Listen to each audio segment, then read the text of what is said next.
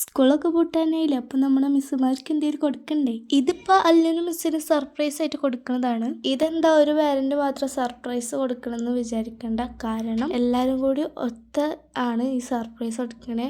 അപ്പോൾ നിങ്ങൾ വിചാരിക്കും ഇതെന്താ ഒരു പേരന്റ് മാത്രമാണ് സർപ്രൈസ് കൊടുക്കാൻ വന്നിട്ടുള്ളത് വിചാരിക്കേണ്ട. എല്ലാവരും വന്നിട്ടുണ്ട്, പക്ഷേ അങ്ങോട്ട് എല്ലാവരും കയറ്റാൻ അലൗഡല്ല. അപ്പോൾ ഒരു പേരന്റ് മാത്രമാണ് കയറ്റിട്ടുള്ളത്. എന്തായാലും മിസ്സ് സർപ്രൈസ് ആയിട്ടുണ്ട്. അപ്പോൾ എല്ലാവരും കൂടി ഗിഫ്റ്റ് കൊടുക്കാൻ കേട്ടോ.